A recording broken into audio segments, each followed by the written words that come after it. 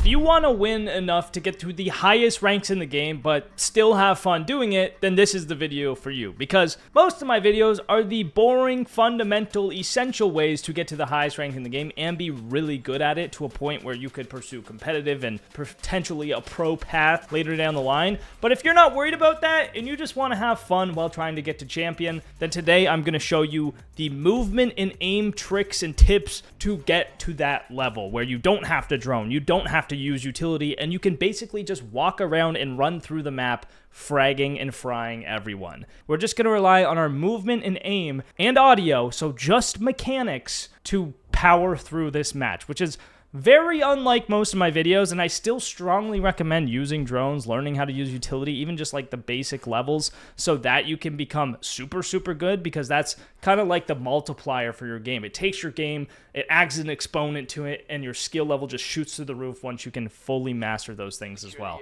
But that's not the purpose of today's video. So I'm going to leave the site. The first thing I want to do, if I'm relying on just my movement, just my aim, is just shoot drones. Let's get rid of the enemy's info. Let's make it even for us, right? All right, there we go. Look, so we run to the opposite side of the map. This is where the drones spawn typically. We're going to get rid of those. The less info they have, the easier it is for me to do my job. Might as well grab the rook armor, get rid of the drone on site. There we go. All of a sudden, they have one drone left, and we did great. Now, a big thing about movement and aim in this game is it's something that just takes a lot of practice. So if you want to get really good aim, I highly recommend going to the shooting range, shooting the balls, really getting good at not only just flicking, right, where you're flicking from one angle to another, but the micro flicks. So it's a lot of like micro adjustments and tracking, even if you can get your tracking to actually get good aim. But it's more than that. It's learning the maps, right? It's being able to quick peek one angle at a time to gain information off of those angles. So if I want to sit here and figure out if someone's coming front door, I just quick peek this angle. But then if I see someone, I don't want to quick peek into the same angle. I want to maybe crouch into it so I'm at a new level, right? So their crosshair is not perfectly on my head. And really, the thing about movement is just dragging their crosshairs to somewhere it wasn't before and having a new approach to something. So I can hold this pixel peek. I can sit here. If he peeks the corner, I'm going to fry him. There we go. And just a couple bullets and he's dead, right? So this is... I heard him shoot the camera, so we're just playing off the audio. But now that I got a kill, I want to relocate. I want to move to another spot. I want to answer his phone. I want to keep them guessing as to where I actually am. So this time, instead of peeking it aggressively, I'm going to hold a passive angle. I'm going to sit here, and when he walks up the hallway to check Z, I'm be sitting here shooting on the side of the head. And the good thing about this angle is I'm across the hallway from this door, so he might pick the wrong doorway. He might look into security when I'm actually on the other side of the door if he comes here. And I don't know if he will. And at this point, I'm still pretty okay, right? My teammates are still on site. I don't need to get back to site quite yet. They're still holding it down. Once we lose the numbers, then we're going to have to kind of reposition. But I'm really fine right now. I'm holding their bottom white. I'll know if a guy's coming, and they're doing fine. If they die, I rotate up. I help them. It's a lot more about where you're positioned and playing around your teammates and filling in gaps if you want to play this style. But you can also just run around and try to kill everyone by using your movement to gather information. I'm just going to quickly mute my teammates. Nothing against them. They got beautiful voices. I'm trying to talk, and then I get confused and distracted. That was our first round, right? We got a pretty easy kill just holding a head level angle, right? We're keeping our crosshairs at head level. We're not aiming at their wieners. We're not aiming crouch, aiming head level, or at least the most common level that you come up against. You know, if you play against everyone who crouch walks around the building, do that. Now, if you want to play like this, I also do highly recommend playing like place and play operators, playing Malusi, playing Capcam, playing the operators that you just put your stuff down in the prep phase, and you might just get some free kills from that. So, you know, I'm not going to here for the purpose of this video because we are just playing strictly based off our gunplay. So I'm not going to do that right now, but it's something to keep in mind. Like if you do want to run around the map, having just trap utility on the site is going to help your teammates succeed a lot more too, and you're going to win a lot more when you are deciding to play like this. And honestly, this is not a bad strategy. Like this is how most champs play the game. They pick their util ops, they throw it down, and they run around the map and look for kills. I don't really agree with that playstyle. I don't think it's the best playstyle to have, but you can do it and find success, as many players have in these top ranks. Now, many of them are cheaters, but hey, you know, that's cool. The other thing you can do when you're not using utility, you're running around the map, you're being kind of silly, is you can just barricade doorways for information, right? So if I want to play lobby and contest it super hard, I can barricade garage, so if they want to come through here, I'll get the information. So again, we're just using the sound cues to our advantage. But again, we could do that with a goo mine, we could do that with an L mine, we could do that with whatever. So right now, making new angles, scouting the map, you know. Doing setups is also good when you're roaming like this. And then I'm just going to see if they spawn here. I mean, ideally, I check the cams right now. I check the cams, I see where they spawn, I just go and contest it right away. I just go run at them, and then I have a little bit more info. Because again, like, this is info. By quick peeking this, I'm getting info if this is open or closed. And if I see it's open, there's a guy there, I have the info that he's on the balcony. So everything you're doing with your movement is just another form of information. It's just a little riskier because you are using your own body to do it instead of the tools that you have along the way. So I hear the big window opening. So what am I going to do? I'm going to cross right here, kind of bait them for this Oryx. This shotgun. Oh, he is in. There we go. Line of sight. And there we go. Perfect. And this is the thing. You can hold an angle directly out the window, which a lot of people will do. Or you can hold it like this, because then when you hop in, you're just shooting him in the side, and it's impossible to lose. All right, so you want to use your movement. You quick peek, see where he is. Quick peek again. See if we can pick this glass off if you want to get aggressive. So again, we're just quick peeking. Hold the angle a little wider, which is a thing. So like if I'm holding the angle like this and he sprints past, I'm going to have to micro flick over. So instead of doing that, I just hold it a little wider, knowing he's on the right side of the window. And then when he peeks into it, I don't have to react and swing to the left of my crosser, which a lot of people make the mistake of doing is they'll hold their angles really, really tight instead of holding it like more like this, because then the micro adjustment is a lot smaller if you even need to make it. But again, you can play as way more pass by just doing this, but that's like the boring way to play the game, right? Get rid of the drone, get rid of their info. And here's where you basically won the game, right? All I have to do is play this like it's a 1v1 and we win. Because my teammates are probably bad. Again, if you are in solo queue and you are relying on your teammates to win and you call your teammates bad all the time, but you're not playing this like a 1v1, I do believe it's your own fault. Like, if you want to play smart and you want to win, yeah, sure, get aggressive, get the picks early.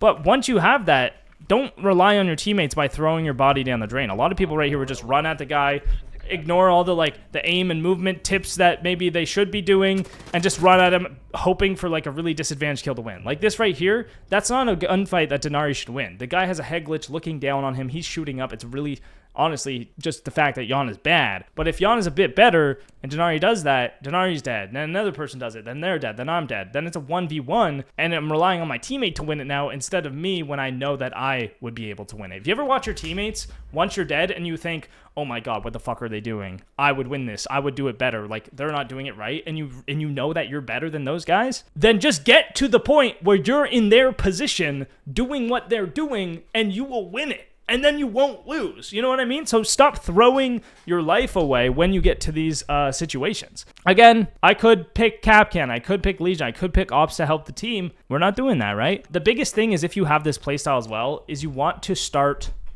aggressively. You want to stop them from getting into the map. You don't want to bust out the aggression only once they've surrounded the whole bomb site. That's when it's the toughest, right? It's a lot easier to get the very early picks on defense. That way it's harder for them to drone the map, gain map control, get to where they want to be safely, right? The more people they have, the easier it is for them to gather map control. But if you play aggressive and you contest their entrances right from the start of the round, what are they going to do when they you know, they're already in a 4v5 and then they lose another guy right off the start? Uh-oh, it's going to be very hard to attack the basement of Oregon. Oh, sorry, I'm not reinforcing. Sorry, I'm not. My bad. Not the point.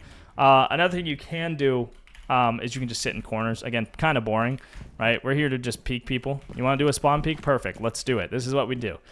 We go, let's say west side. This is a way to pick someone off early. We don't, again, you want to make sure they have no drones. Make sure they don't know you're here. And then you just get aggressive on a run out.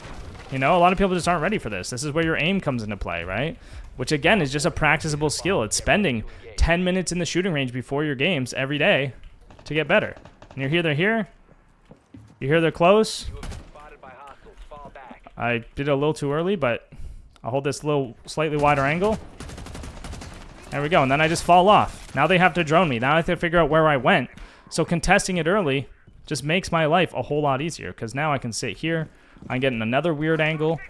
Or I can, you know, hold this pixel on shower hall, and if they don't drone me again, I'm just getting that one tap like we did the first round. Or we can play off the L, like we learned in last week's videos. We just kind of play off the Ella, kind of distract for him.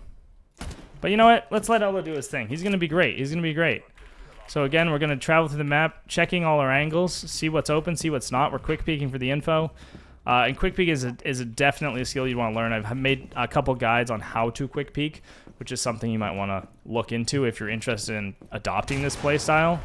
Now, it's a 2v2 on site, right? If me and Ella are off the bomb site and Castle and Oryx are the only ones left on the bomb site, and it's a 4v2, then Ella and I being out of the picture actually makes it a 2v2 on the bomb site. That's when you want to come back and support your teammates, because if they die and the other team get control of the site, you now have to retake, which again is this playstyle, is peeking into the angles, trying to find the fights, trying to get aggressive in order to get those picks back, which is more difficult than simply coming back to this bomb site and supporting your teammates when you can. So we have the case down. I don't need to get aggressive up a staircase. I don't need to throw my life away. I still hold angles and play off my team and whatever. But again, very easy. I'm 2-0. We've won every round. So far, so good, you know? And you see this aggression from the Oryx. Like, he's playing on that outside door and it's kind of swinging out when he hears them and when he gets close, because that's something people aren't ready for, right? It's this over-aggression that actually works up until some of the highest ranks, unless you're playing people that sit outside and bait the entire time. If you're doing that, you just sit on site and you win. Boring, but that's how you do it. Or you can try to take those fights that are at your disadvantage, but you really need a lot more skill and a lot better mechanics than the other team if you want to play hyper aggressive and you're peeking people, let's say, for example, on a rappel. So let's say I'm on the balcony rappel of master bedroom, right? If I'm on that balcony, or sorry, they're on that balcony rappel, head glitching through the bars, and I want to peek from trophy and I want to quick peek and try to one-tap that guy, I better hope my mechanics are way better than his. Otherwise, he's just going to shit on me because the gunfight's so in favor of what he is doing, right? He's a very, very small hitbox to hit, and mine is my entire body. So if he can land his shots anywhere on me, I have to hit him in the head at the same time. Like, it's just like, it's so much more difficult for me to land that shot than it is for him, so he has a huge advantage, right? He doesn't need as good aim because my whole body's exposed. And that's something to keep in mind when you're doing this, is you can take high-risk gunfights, but if your aim isn't way better, you're going to lose them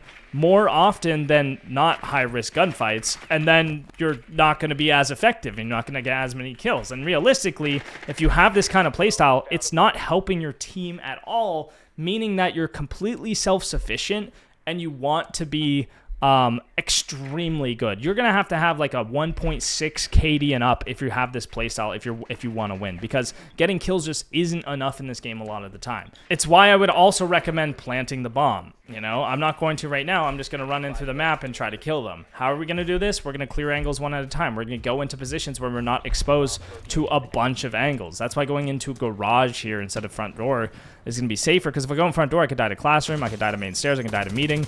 I'm going to go in garage first, so I can check each angle one at a time. I can crouch peek into it. Just keep quick peeking. There we go. Garage is clear. We can even do this like prone peek where I can't even do it anymore. Jeez, I'm old, I'm ancient. So there we go. We've checked our angles. We want to check all our corners. Just be aware of where we can get swung from.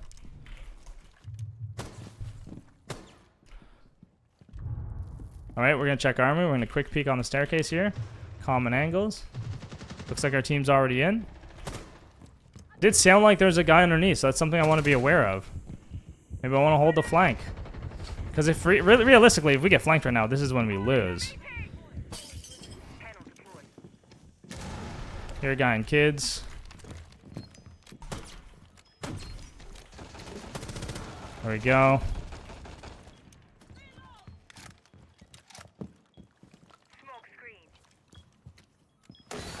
Oh, this guy just sitting in the corner. See, okay, I didn't check my corners. My bad.